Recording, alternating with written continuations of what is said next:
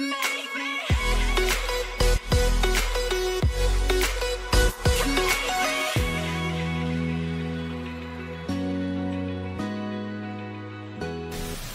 Assalamualaikum dan selamat datang ke Void Podcast. Okey, bersama anda, saya Musanda Nazila, dan hari ini kita datangkan tetamu yang sangat istimewa. Tapi sebelum tu jangan lupa like, subscribe dan share Home of Ideas Film. Okey, orang putih sudah cakap without further ado kan. So, tanpa kita buang masa lagi, kita perkenalkan guest kita pada hari ini. Okey, nama beliau ialah Muhammad Irsyad Husaini. Dan kalau korang nak tahu, Irsyad ni merupakan graduate yang baru ni. Benar berapa tu Irsyad? Bulan 12. Bulan 12. Memang baru lagi lah. Bulan 12 kan. And then Irsyad ni juga merupakan penerima anugerah pelajaran diraja. Hebat guys kita hari ni. Kita bagi tahu kes cerita ni. Okey, dan Irsyad juga merupakan pelajar jurusan Fiqh Fatwa. Kalau studi USIM kita panggil dia budak panggil studi USIM saya cakap diorang ni budak FIFA, tapi bukan budak FIFA bola tu, sama ni FIFA, Fiqh dan Fatwa. Okey, sebelum kita cerita perjalanan hidup Irsyad masa zaman ini dulu, kita kupas sudah tajuk hari ni. So, apa tajuk kita hari ni ialah cabaran adalah sayap untuk terbang lebih tinggi.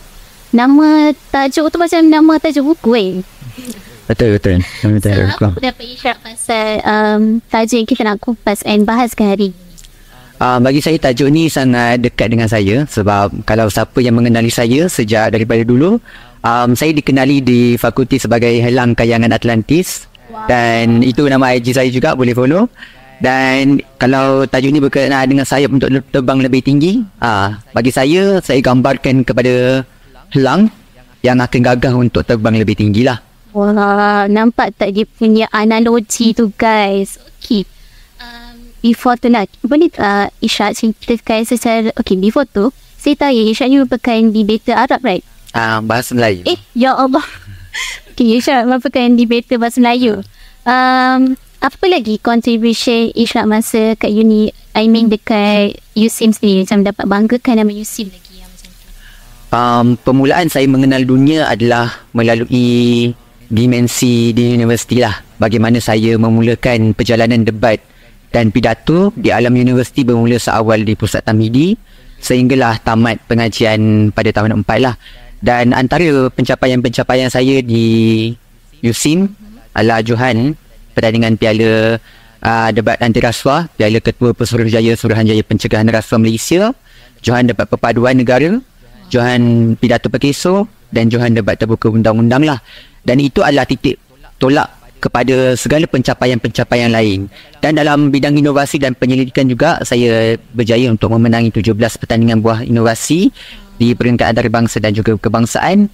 Dan Alhamdulillah, daripada 1,800 belia-belia yang mohon untuk fellow perdana, hanya 2 sahaja pelajar USIM yang terpilih. Dan saya telah dipilih sebagai fellow perdana kepada Menteri Senata Datuk Seri Haji Muhammad Naim bin Haji Mohtar, Menteri di Jabatan Perdana Menteri Hal Ehwal Agama untuk tahun ini, untuk tahun lepas. Okay, setiap kali Irsyad join macam-macam program, mesti ada macam cabaran nak menghadapi sesuatu tu. Maksudnya dari segi kekangan masa ke.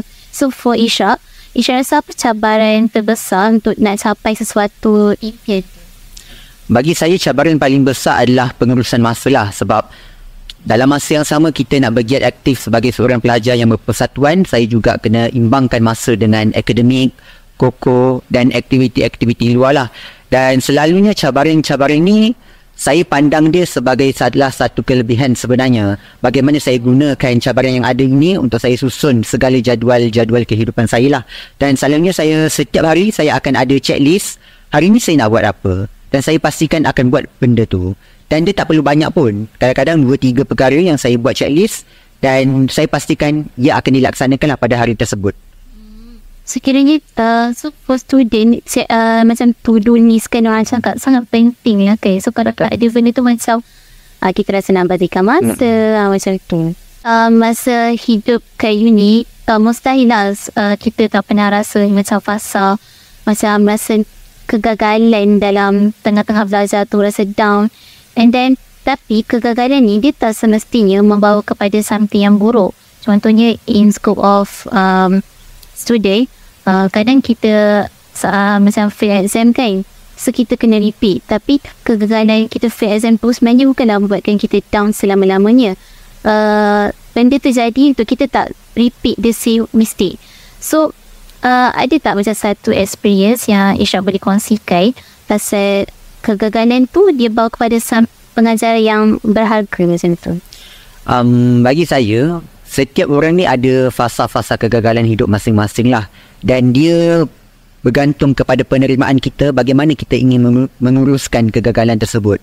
Kalau saya pula, kegagalan daripada sudut pembelajaran ataupun kegagalan daripada sudut persatuan tu, saya rasa untuk saya dia tak ada sangat dan saya boleh handle lagi. Cuma di fasa titik yang paling rendah dalam hidup saya adalah apabila saya kehilangan ayah saya lah. Itu yang fasa paling titik rendah, dan saya kena kuat sebab saya yang paling rapat dengan ayah saya, dan saya punya prinsip ketika ayah saya dah meninggal tu, yang hidup teruskan hidup. Kita kena sedikit radikal dan sedikit keras dalam kehidupan, so kita move on ke hadapan, jangan pandang ke belakang. Hidup ni pilih teruskan. Jadi kan Ishak kan cakap tadi Ishak pernah rasa give up kan. Macam mana Ishak atasi benda tu? Sebenarnya perasaan give up ni dia tak ada pun dalam kehidupan ni. Sebab apalah erti menjadi seorang manusia kalau kita ingin berputus asa kan. Jadi dalam setiap kehidupan, kita ambil setiap kegagalan, cabaran dan ujian apa sahaja yang Tuhan datangkan kepada kita tu sebagai satu pengajaran. Pengajaran inilah yang akan mendewasakan kita. Sebab itu bila saya dapat ujian, saya pandang dengan sudut pandang yang penuh hikmah lah. Kita akan pandang apa kelebihan daripada ujian ni. Dalam apa-apa ujian, mesti ada kelebihan dan ada hikmahnya.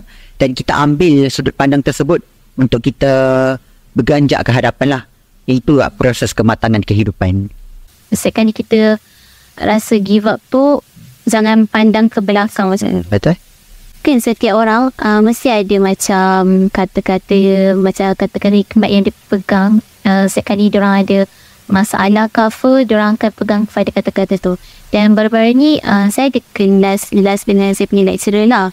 And then dia bagi farewell speech dia cakap macam whenever you had obstacles, no matter how big or small it is, never let yourself down. So benda tu macam sangat reflect dengan diri kita. Sebab student ni kita bukannya macam fasa matang sepenuhnya.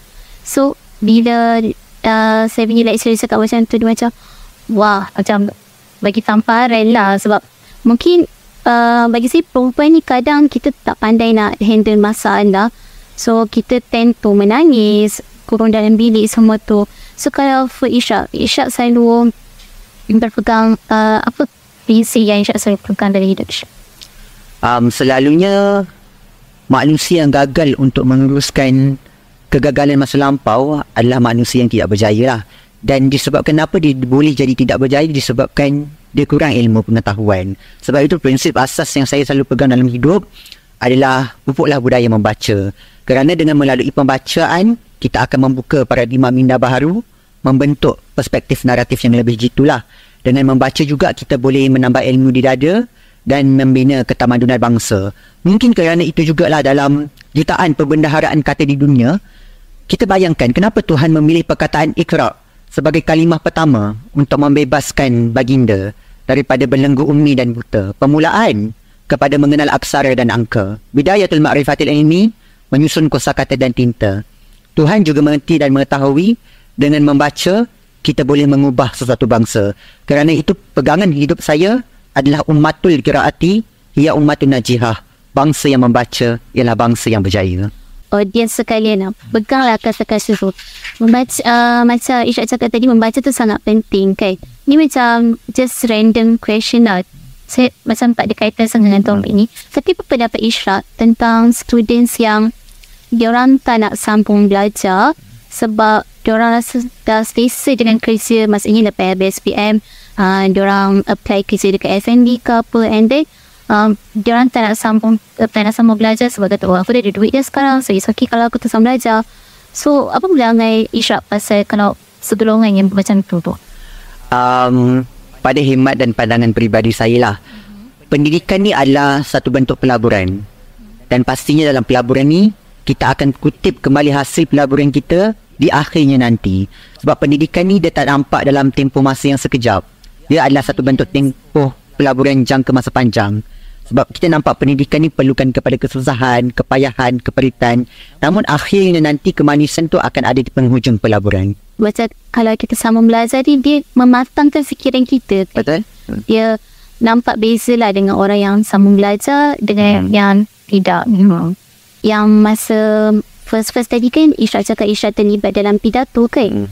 Masa tamhidi dulu apa yang Ishak first masuk pertandingan? Sebab saya dulu pun pernah masuk debat juga. Tapi saya masuk debat Arab yang naik chanson dia tu, yang lawan-lawan dengan fakulti-fakulti Tamhidi, lawan dengan fakulti-fakulti lain. Kalau masa Ishak first tu, Ishak masuk pertandingan apa time Tamhidi? Oh, time Tamhidi tu first debat dalaman, debat inter Tamhidi lah. Kemudian debat NC masa wakil Tamhidi. Dan Alhamdulillah, walaupun masih lagi usia yang muda, tetapi pasukan Tamhidi tu berjaya dapat johan dalam pertandingan tersebut lah.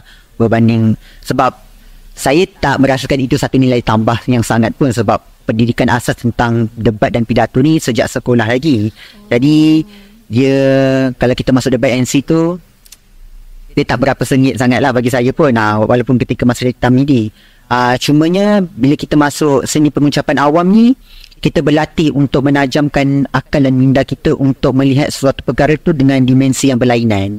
Sebab orang lain akan pandang satu sudut perkara tu dengan satu perspektif yang sama, tetapi kita pandang satu perkara ataupun satu isu yang dipolemikkan itu dengan pandangan yang berbeza daripada orang lain. So macam kiranya bila kita join pengucapan awam semua ni, dia mengajar kita untuk mengasah critical thinking. Betul? Setujulah benda tu, sebab bila saya masuk debat pun macam baru tahu ada flow dia macam tu. Soalan ni privacy. Tak apa, it's okay, boleh je. Kalau kan time ayah Ishak meninggal, arwah Ishak meninggal dulu, kan Ishak kata pada fasa titik yang rendah. Kalau nak tahu, Ishak time tu umur berapa? Saya time tu umur 20 tahun, baru tahun kedua semester pertama, awal lagi. Okay, dengan awal-awal SEM. Awal-awal SEM lagi. Dan Ishak anak yang Anak yang kedua daripada 4. Kiranya something yang, kiranya benda tu kita tak boleh expect lah kan kalau berlaku tu. Kalau expect, kalau dah boleh expect, kita boleh deal dengan Tuhan macam tu.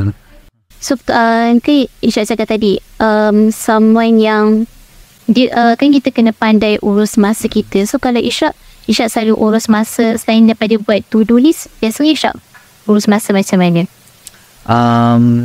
To-do list tu kita buat masa awal-awal kita tahun 1, tahun 2. Tapi bila kita dah besar, dah tahun 3, tahun 4 tu, kita tak buat dah checklist tu. Dalam otak je sebenarnya. So bila kita bangun pagi, kita dah set dalam otak kita, okay, hari ni nak buat apa. So kita akan uruskan masa tersebut dengan baik lah. Sebenarnya pengurusan masa ni dia, kalau nak cakap saya betul-betul orang yang mengurus masa dengan baik pun tidak juga. Saya banyak juga yang tertangguh-tertangguh juga. Cuma dalam masa yang sama, kita pastikan kerja kita siap on time. Dan kerja yang kita persembahkan adalah kerja yang paling berkualiti. Sebab kalau dalam presentation pun, kalau tak sebab saya pun kadang-kadang busy ke sana sini, tapi di akademik kita kena jaga. Tapi dalam masa yang sama, kalau presentation, selalunya kalau saya tak sempat, lagi 10 minit present, saya baru tengok konten semua-semua tu. Dan kita kena cepat digest lah. Cepat digest intipati tu, dan mungkin disebabkan dah pernah masuk debat apa semua tu.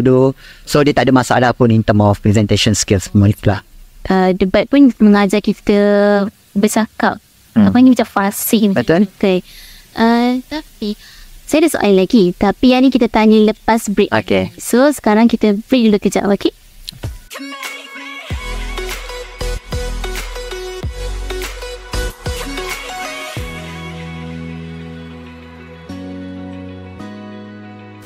Okey, kembali lagi kita bersama saya, Hussain dan Nabila, dan masih lagi bersama-sama kita.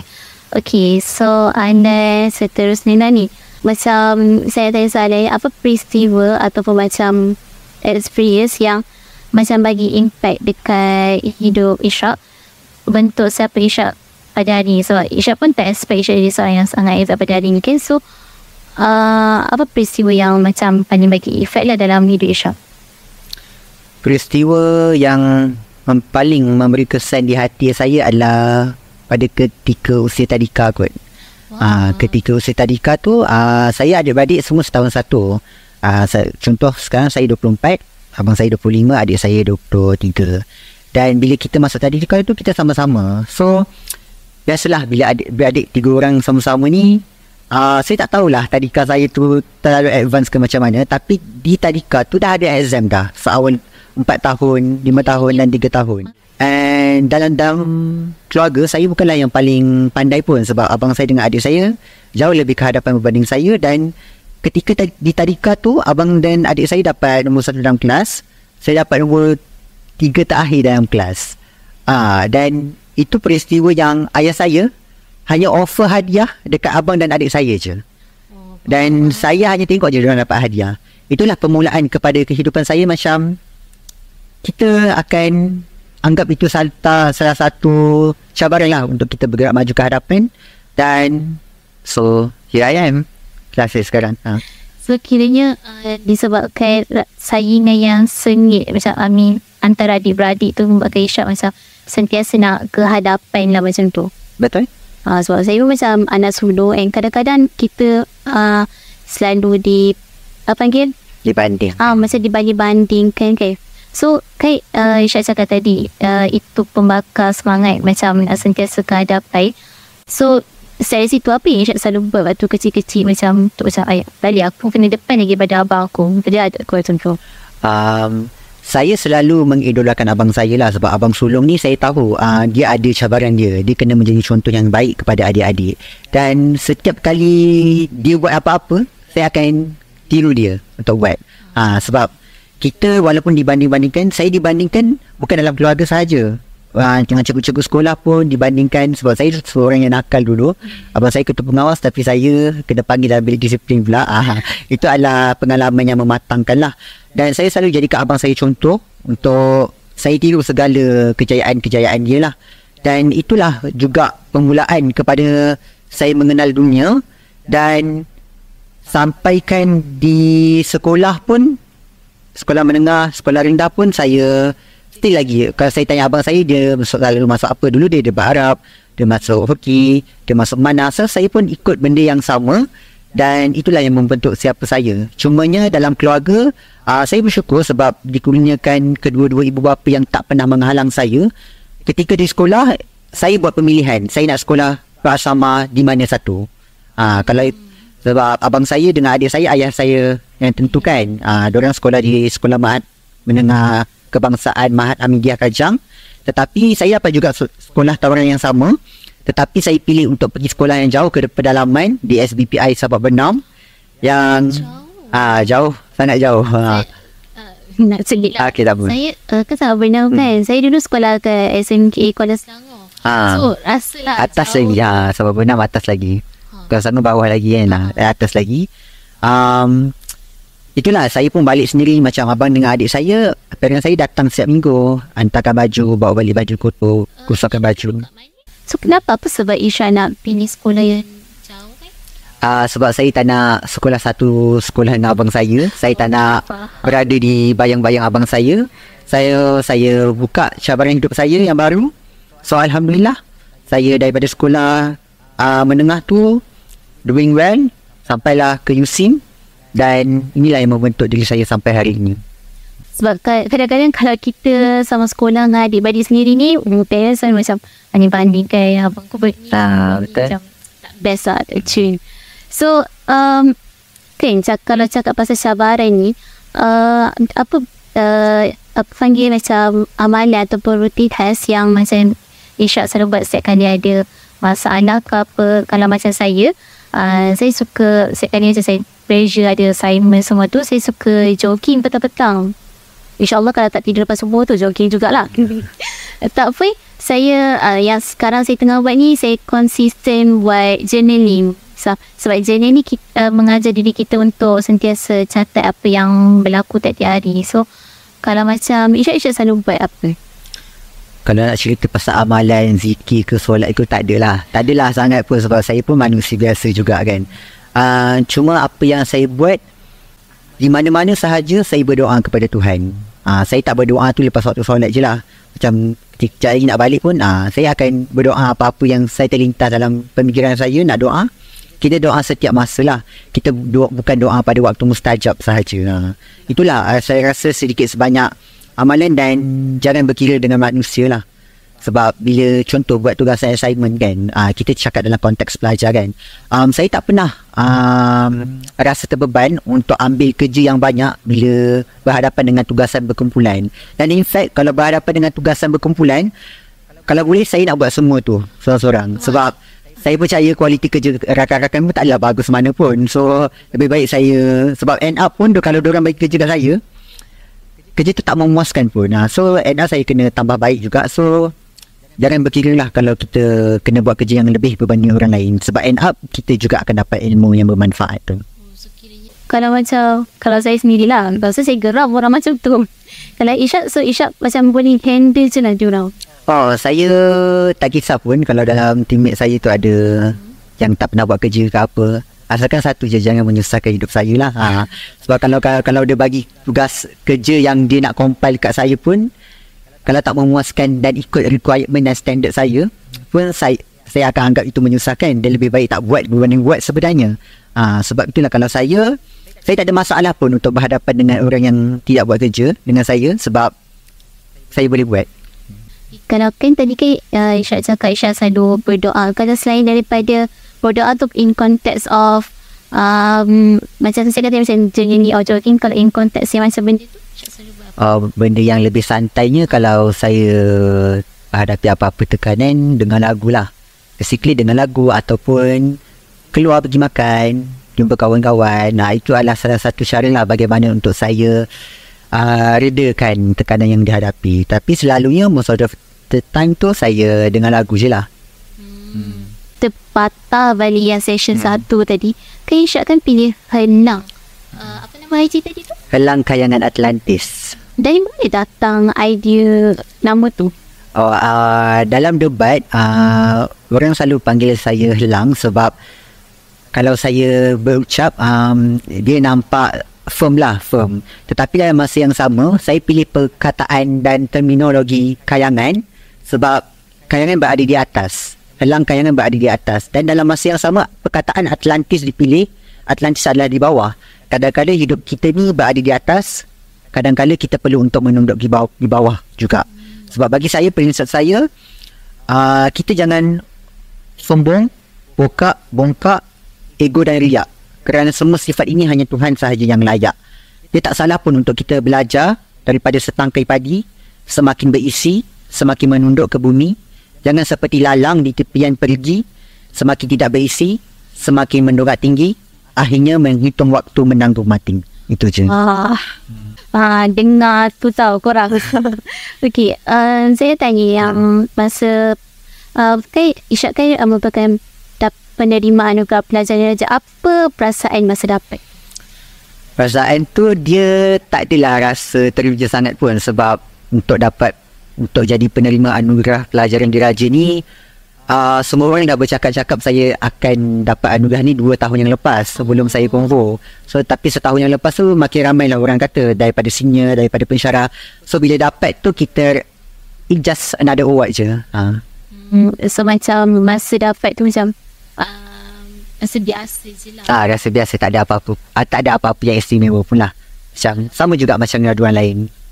Kalau family tu apa pula pandangan family?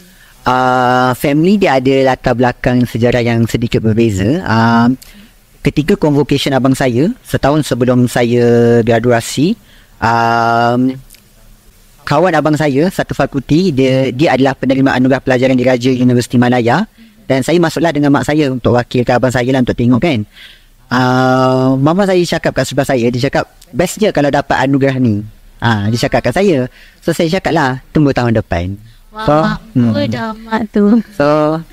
So dah saya dapat lah untuk buktikan dekat mak saya. Kalau macam boleh putar balik masa ke masa kecil-kecil dulu, apa nasihat yang Ishak boleh bagi tahu kat diri Ishak sendiri untuk sentiasa konsisten dalam hidup ni? Kalau saya boleh patah balik masa, nasihat yang saya kepada saya adalah untuk tidak mudah berputus asa, teruskan bergerak maju ke hadapan. Itu sahaja. Kan kata jangan mudah berputus asa.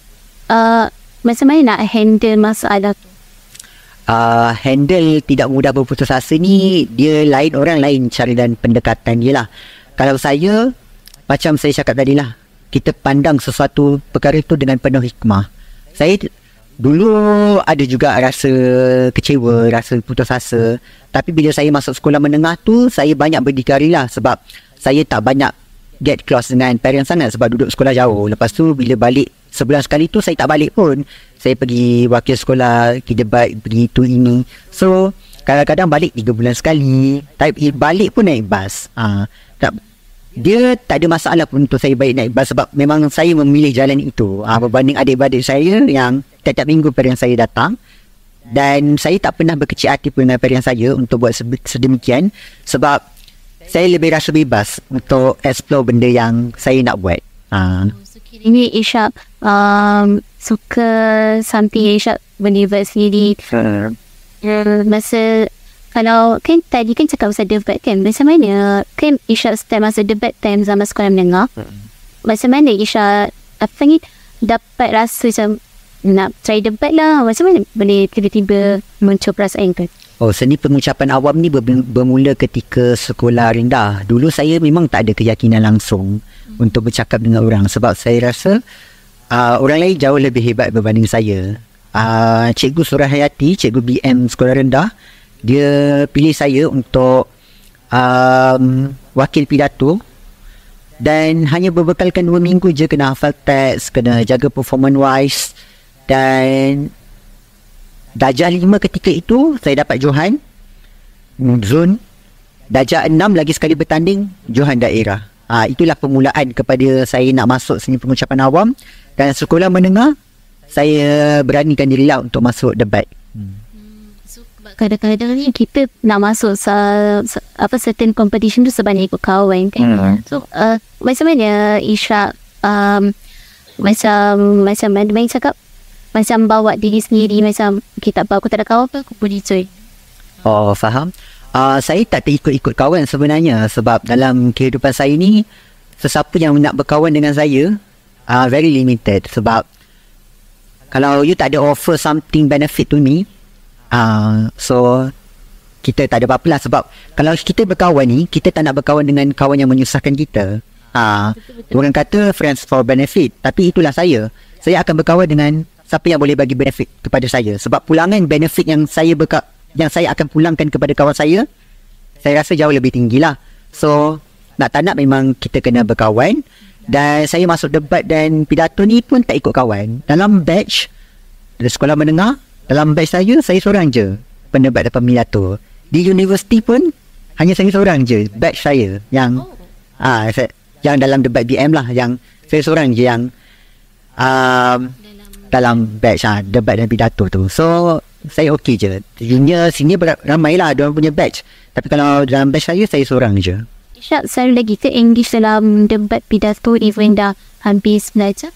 Walaupun dah bergelar alumni, kita masih lagi keep in touch dengan adik-adik. Sebab kita pun nak berkembang dengan bersama-sama mereka. Kita nak tunjuk ajar mereka. Saya masih lagi keep in touch dengan mereka lah. Macam apa nasihat yang Isha nak bagi tahu dekat orang lain? Macam setiap kali kita ada masalah, kita kena terus maju ke hadapan. Apa nasihat nak bagi kepada pendengar? Bagi saya satu je, kalau kita ada masalah, kita kena fikir orang lain pun ada masalah juga. Tak ada siapa yang akan nak layan kita punya masalah. So nak tak nak, masalah yang kita hadapi kita selesaikan sendiri. Itulah macam mindset lagi. Betul. Mentaliti kena ubah dululah. Dan hidup ni tak boleh nak terlalu manja sangat lah. Kalau hidup nak sentiasa disuap, saya tak diajar begitulah. Hidup saya tu terlalu keras dan apa-apa masalah yang datang, kita hadap je. Okay, move on lagi kita kan. So, maka berakhirlah podcast kita pada hari ini. Orang Melayu saya cakap, setiap kali ada perjumpaan, mestilah diakhiri dengan perpisahan. Maka berakhirlah podcast kita. Jadi, para pendengar sekalian, jangan lupa untuk like, subscribe dan share Hoi Podcast. Dan Bye, Assalamualaikum. Alhamdulillah, rasa saya geram orang macam tu. Atul qiraati ya ummatun najihah. Bangsa yang membaca ialah bangsa yang berjaya. Whenever you had obstacles, no matter how big or small it is, never let yourself down. Jangan seperti lalang di tepian perigi, semakin tidak berisi, semakin mendorak tinggi, akhirnya menghitung waktu menanggung mati.